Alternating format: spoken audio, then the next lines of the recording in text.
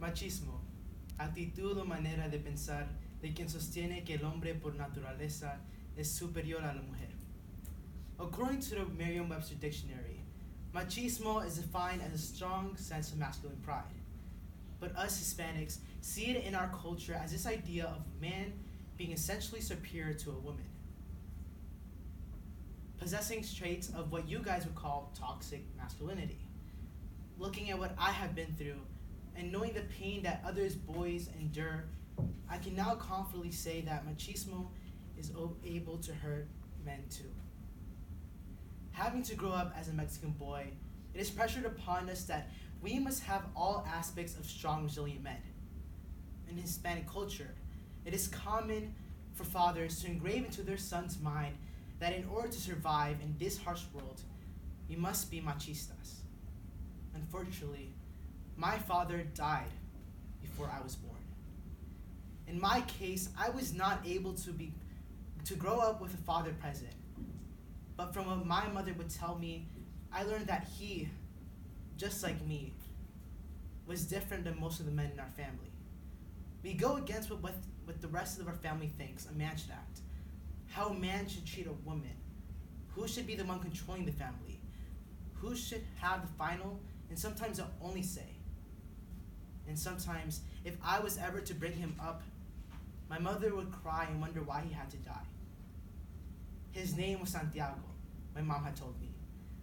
That was your father's name.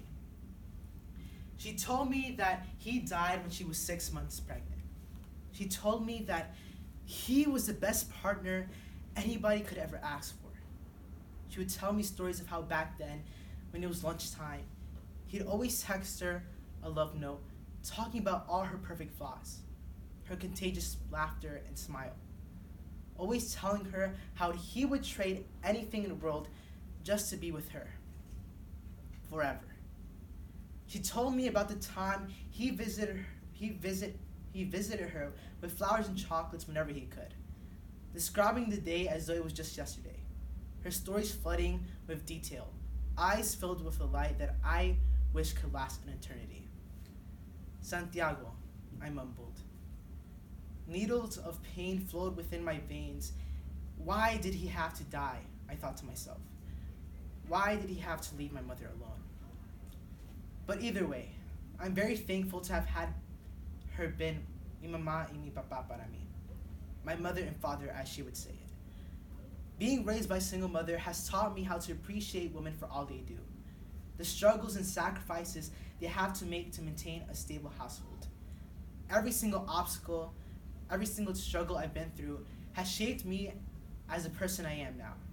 Not the way society thinks I should act, but the tears that had slid down my face and sculpted me into who I am today. Growing out through elementary, I always used to get bullied. My peers would call me taco truck, burrito, and even sometimes Mr. Gomez, our chubby fourth grade teacher. Every night after school, I'd be haunted by the images that I would picture inside my head, only thinking about what my bullies would do to me next, and think about my father. I would look outside the window and search for the brightest star in the unforgiving dark sky, and believe that that one star was always there to protect me. I would talk to the light as though I was talking to the soul of my father, and ask, Papi, ¿por qué me dejaste? I would cry and cry, wondering why he wasn't there with me, and run to my mom and ask her why he had to die. But she would only hold me tight and cry along with me. As time continued, I began to lose weight, and for some strange reason, people started to respect me more. I grew confused, but then thought that none of that longer mattered, and just became happy with the fact that people finally no longer bullied me.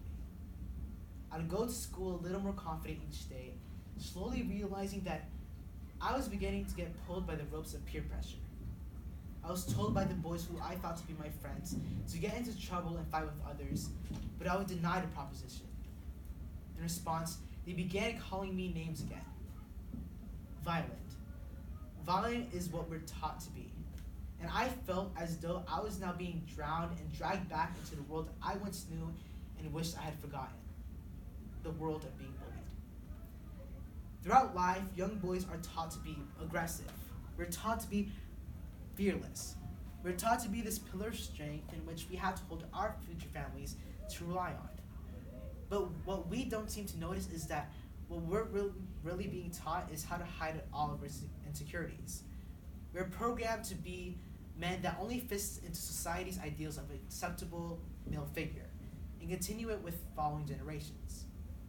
Us Latino boys struggle with the machismo culture not only because we fear defying our parents, but because we're also scared of going against society's norms. Not only does society portray projection against non-machistas, but so does the media. In Spanish shows, gay men are usually represented as effeminate and exuberant, showing that machismo plays a huge role in how Latino community sees difference between straight and gay men. Whenever masculinity is mentioned, us Spanish men look over towards machismo in order to separate ourselves from the things that make us seem unmanly. For Hispanics, machismo becomes a custom practically starting at a very young age, most likely from the time they can actually begin to understand.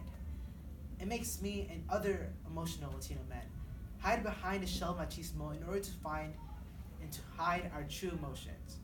Because according to society, being emotional is a quality more so connected to females. With the end of machismo, we and multiple others can finally end this battle against our own manliness.